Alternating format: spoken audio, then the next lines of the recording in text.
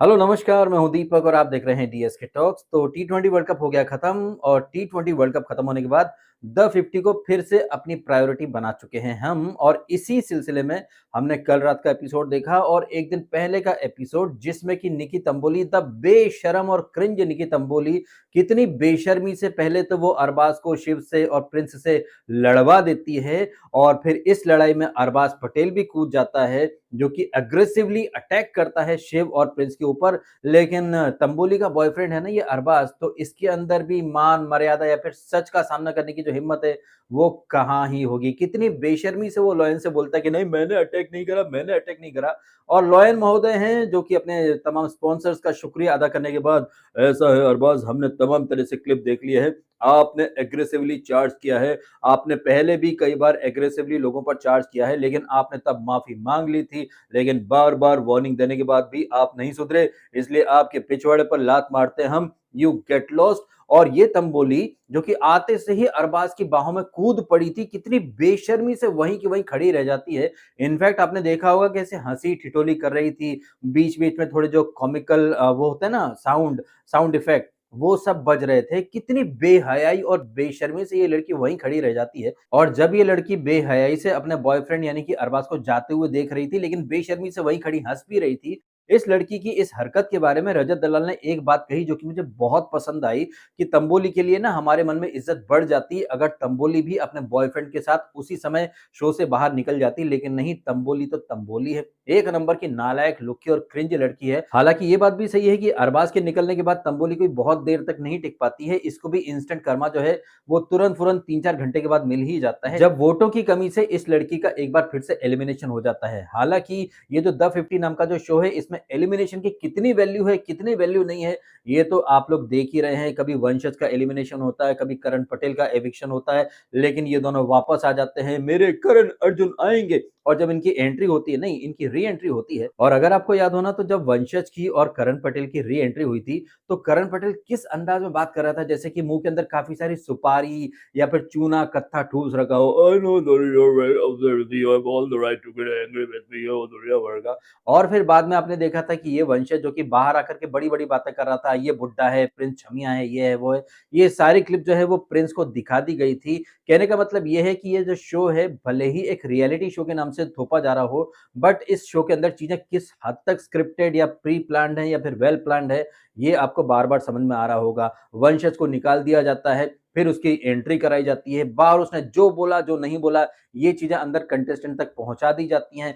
फिर आपने देखा जैसे वो फास्ट एंड फ्यूरियस पिक्चर में नहीं होता है, एक पार्ट में कोई कैरेक्टर मर गया तो अगले पार्ट में फिर से जिंदा हो जाता है, उसी तरह से आपने यहाँ देखा करण पटेल, वंशज, श्रुतिका, ये क्या नाम है इसका, ये दिग्विजय, ये दिव्या अग्रवाल, ये सिवित और भी आई थिंक एक दो नाम और हैं जो यहाँ पर शायद मैं मिस कर रहा हूँ, जिनके इविक्शन होते हैं बट ये कुछ एपिसोड के बाद वापस आ जाते हैं। बिल्कुल वैसे ही जैसे फास्ट एंड फ्यूरियस पिक्चर में कोई कैरेक्टर मरा, ले भैया अगले पार्ट में तू जिंदा हो गया। सो बेसिकली पॉइंट यहाँ पर एक ही निकल के आ रहा है, 50 लोगों में से अगर आप 10 लोगों की इविक्शन कैंसिल करके उन्हें वापस ले आते हो, तो ये जो इविक्शन का ड्रामा रचा जाता है, जिसके ऊपर इतने प्रोमो कटते हैं, बाहर ठुल्लों को बिठा करके हाइप बना दिया जाता है, मास्टर स्ट्रोक, ये स्ट्रोक, वो स्ट्रोक, तो जब उस मास्टर स्ट्रोक को आपको रिवर्स करना है, थूक करके चाटना है, तो इविक्शन का सेंस क्या बनता है यार? ये तो मतलब ड्रामा हो गया ना, स्क्रिप्टेड ड्रामा कि आपने निकाला, हाइप बनाया, फिर वापस ले आए, ले थूक करके चाट लिया, साला पब्लिक को चूतिया बना दिया। Oh, come on. खैर इन सारी बातों को छोड़ करके, तंबोली की बेहयाई, बेशर्मी, इन सारी बातों को छोड़ करके मेन टॉपिक पर आ जाते हैं। और मेन टॉपिक क्या है? मेन टॉपिक है इस वीडियो का रजत वर्सेस प्रिंस नरूला, क्योंकि ये जो शो है ये रजत वर्सेस प्रिंस ही बन चुका है। और ये शो जिसमें कि 50 कंटेस्टेंट है, लेकिन 50 कंटेस्टेंट में से 48 कंटेस्टेंट तो सिर्फ भीड़ का हिस्सा है। शो को सिर्फ रजत और प्रिंस ही कैरी कर रहे हैं अपने शोल्डर पर। और कल भी आपने देखा, कल का पूरा एपिसोड रजत वर्सेस प्रिंस बन करके रह गया।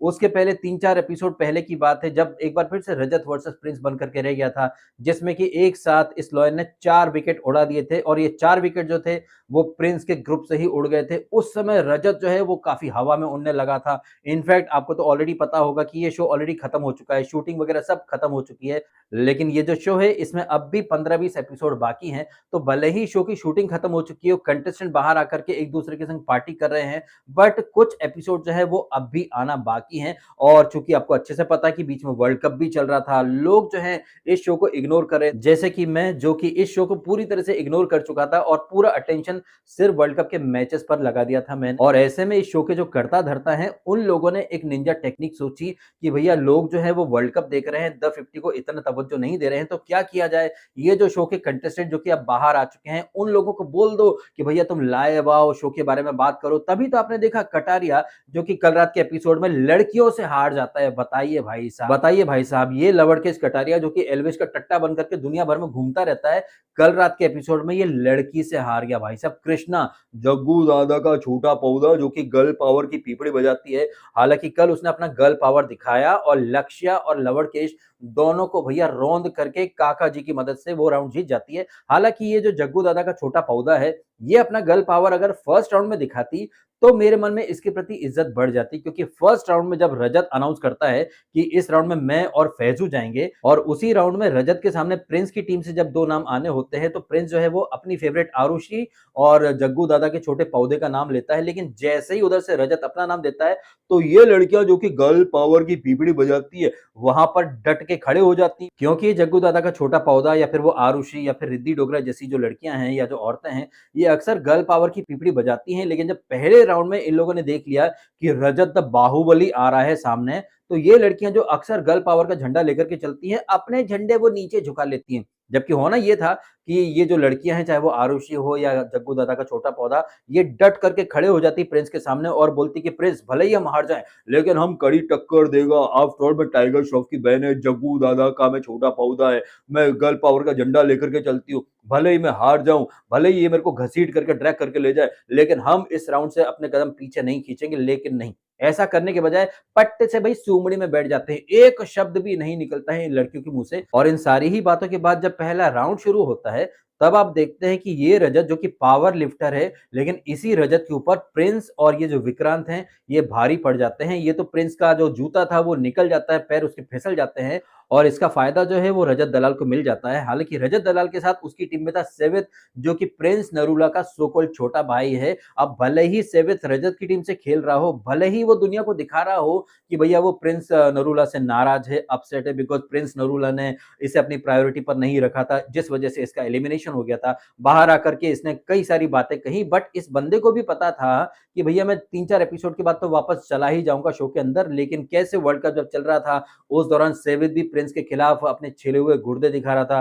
दिव्या अग्रवाल भी हर इंटरव्यू में, हर पॉडकास्ट में प्रिंस के अगेंस्ट ही बातें कर रही थी। और ये सारी बातें ये लोग क्यों कर रहे थे? ये सारी बातें ये लोग इसीलिए कर रहे थे ताकि शो को इंगेजमेंट मिले, शो के बारे में इंटरेस्ट पैदा हो जाए, बिकॉज वर्ल्ड कप चल रहा था। और ऐसे में इस शो को कोई क्यों देखे, इसके रीजन बाहर भर भर के ये कंटेस्टेंट दे रहे थे। और ये जो कुछ भी हो रहा था ना, ये सब कुछ मेकर्स की मर्जी पर हो रहा था। मेकर्स नहीं, कटारिया, फैजू, इन सबको बोल दिया होगा कि 4 तारीख को 4 विकेट उड़ा दिए, हम हवा में उड़ रहे हैं। और ना सिर्फ इस तरह की बातें, बल्कि और भी तरह तरह की ये लोग बातें करते रहे, फिर वो रील वायरल होती रही। अब वो लोग जो कि रियलिटी शोज में थोड़ा सा भी इंटरेस्ट रखते हैं, अगर उन तक वो रील पहुंचेगी तो उन लोगों के मन के अंदर थोड़ी सी उत्सुकता पैदा होगी कि भाई ये कैसे हो गया, एक दिन में 4 विकेट उड़ गए, क्या हुआ एपिसोड में, चलो एपिसोड देखते हैं। तो ये सब चीजें मेकर्स प्लान करते हैं। और ये चीजें मेकर्स कैसे प्लान करते हैं, ये आपने उस दिन भी देखा, जहां पर कि डीनो जो है वो तो सेव था, उसे अनसेव कर दिया जाता है लवड़केश के थ्रू। और फिर डीनो, वो डैरेन सेमी का छोटा भाई, और दिव्या अग्रवाल और सिवेत, 4 विकेट एक साथ उड़ जाते हैं। लेकिन यही शो के जो मेकर्स हैं, ये कल क्या बोलते हैं कि हारने वाली टीम से सिर्फ एक बंदा डेंजर जोन में जाएगा, जबकि ये चाहते तो पूरी टीम को ही अनसेव कर सकते थे। तो गेम में कब क्या होना है, क्या नहीं होना है, ये सारी चीजें मेकर्स प्लान करते हैं। लेकिन बाहर बिठा दिया था फैजू को, अरबाज को, लवड़केश को कि 4 विकेट उड़ गए 4 तारीख को, बहुत मजा आया। और ना सिर्फ कटारिया बल्कि अरबाज को भी बिठा दिया था। अरबाज भी बड़े बड़े दावे कर रहा था कि देखा हमने कैसे गेम पलट दिया, एक ही एपिसोड में प्रिंस की टीम के 4 सदस्यों को उड़ा दिया। लेकिन इस अरबाज को भी तो पता था कि अब से 4-5 दिन के बाद मेरा भी विकेट उड़ने वाला है। लेकिन क्या उसने इस बारे में बात करी थी? जी नहीं, इस बारे में कोई भी बात नहीं करी थी। और ये अरबाज जो कि प्रिंस की टीम के 4 सदस्यों के जाने पर हवा में उड़ रहा था, इसी अरबाज को तो इसकी जो सो कॉल्ड गर्लफ्रेंड है, उसी ने उड़ा दिया।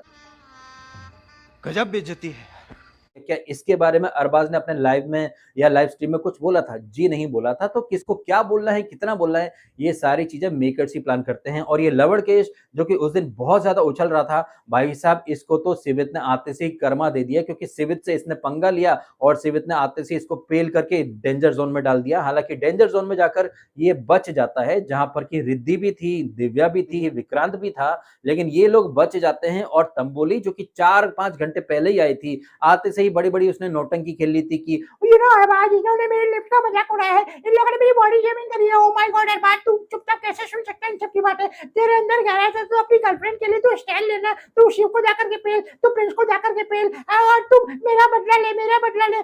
इसका बदला लेने के चक्कर में अरबाज का विकेट उड़ गया और ये बेशरम वहीं खड़े रह करके लोगों को बाबा जी का टुल्लू तमाम तरह से मस्ती करती रही। तो कितनी ये बकवास थी, ये तो आपने देख ही लिया था। और जब तंबोली का इविक्शन हो जाता है तो उसके बाद आप देखते हैं आफ्टर इफेक्ट, जहां पर कि अर्चना जो कि भारी भरकम तरीके से फैजू पर डोरे डाल रही है, लाइन मार रही है, वो उसको समझाती भी कि अरे फैजू, तेरे को पता है ये ऐसा कि तंबोली बच सकती थी, लेकिन दिव्या ने रिद्धि पर वोट डाल दिया, एक वोट घुमा दिया। वो तेरी सगी नहीं है, उसने आते से ही तेरे से बोला कि प्रिंस ने मुझे अंडर परफॉर्म करने का बोला था, लेकिन वो अपनी सगी नहीं है। मैं तो कहती हूँ कि सिवित भी अपना सगा नहीं है। हालांकि उसने सिवित का नहीं बोला था, सिर्फ दिव्या का बोला था। और दिव्या भी नौटंकी ही कर रही है। दिव्या के साथ साथ ये जो सिवित है, जो कि इविक्ट हुआ था, उसके बाद उसके गुर्दे छिल गए थे, फिर अंदर आया, अंदर आते से ही उसने मना कर दिया प्रिंस को भाई मानने से। और प्रिंस नरूला जो कि आए दिन अक्सर लाइव आ रहा है, बड़े बड़े दावे कर रहा है कि मैंने सिवित को अपने घर में रखा था, 1.5 साल उसको अपने घर में रखा था, मैंने उससे रेंट नहीं लिया, कोई भाड़ा नहीं लिया। अब ये जो बातें कही हैं प्रिंस नरूला ने, और अगर ये बातें सच हैं या सही हैं,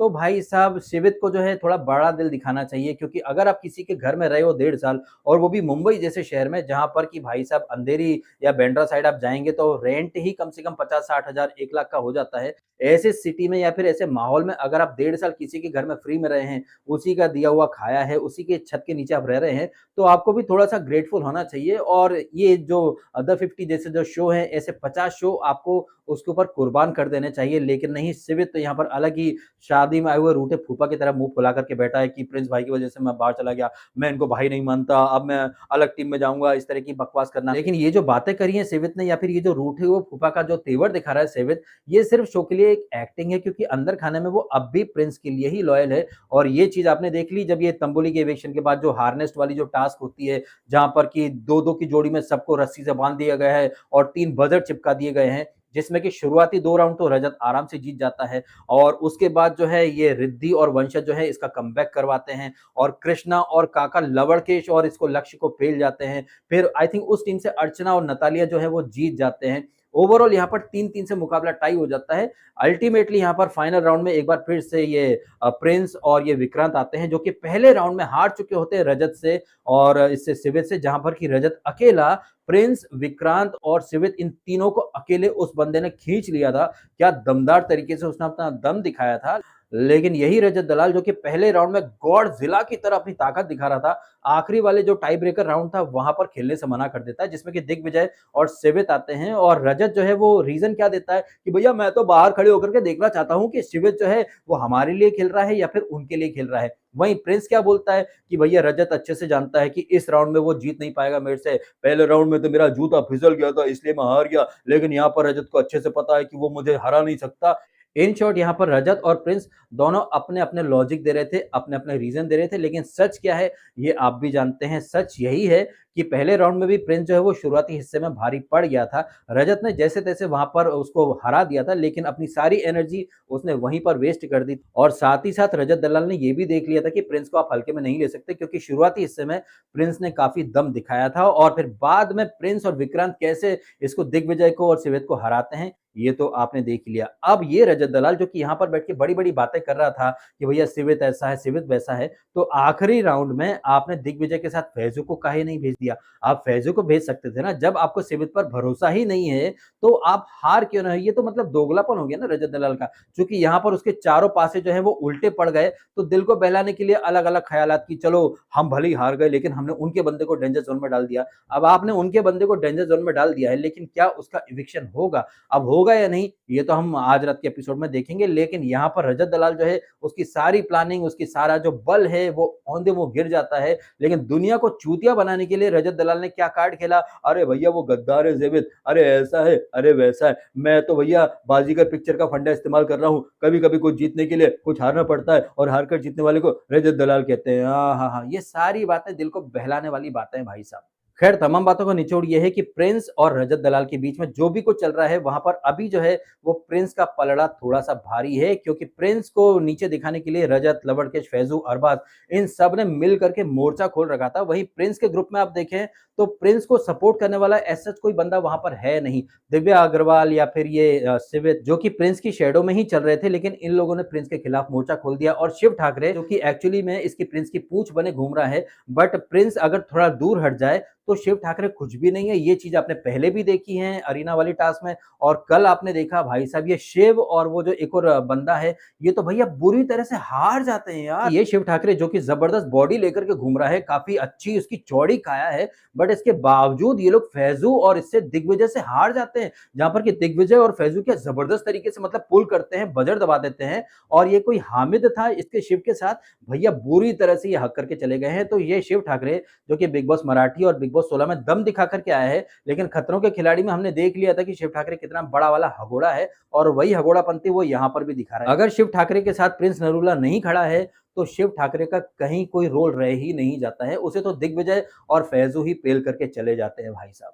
सो बेसिकली यहाँ पर जो पॉइंट निकल करके आ रहा है वो पॉइंट ये है कि रजत का साथ देने के लिए वहां पर 4-5 लोग खड़े हैं, लेकिन यहाँ पर प्रिंस जो है वो अकेला है। कहने को भले ही उसके साथ ये आरुषि हो, रिद्धि हो या शिव ठाकरे हो, हामिद हो, ये सिर्फ कहने के लिए हैं इसके प्रिंस के साथ, लेकिन जब बात आती है दिमाग लगाने की या फिर ताकत दिखाने की तो शिव ठाकरे जो है ना वो सबसे पीछे खड़ा मिलता है। और प्रिंस की टीम में ज्यादातर लड़कियां भी हैं, वो सबको साथ लेकर के चल रहा है। वही रजत की टीम में आप देखें तो भाई वहां पर फिजिकल स्ट्रेंथ बहुत ज्यादा है। दिग्विजय जिससे कि रजत का पंगा होता रहता है वो भी रजत के प्रति लॉयल है, और ये लवड़केश कहें या फिर फैजू कहें या फिर उसके पहले अदनान फदनान जो भी थे, तो बुद्धि के साथ साथ बल के मामले में भी रजत का पलड़ा भारी था। बट इसके बावजूद रजत जो है वो थोड़ा सा बैकफुट पर है अभी। वही प्रिंस जो कि बीच में थोड़ा सा बैकफुट पर चला गया था, लेकिन आजकल प्रिंस जो है वो थोड़ा सा आगे आ चुका है। और आपको भूलना नहीं चाहिए जिस तरह से ये दिव्या अग्रवाल और ये सिवित जो कि प्रिंस को खरी खोटी सुना रहे हैं, इस तरह की बातें करके कहीं ना कहीं जनता के मन में प्रिंस के प्रति ये लोग सिंपैथी भी पैदा कर रहे हैं।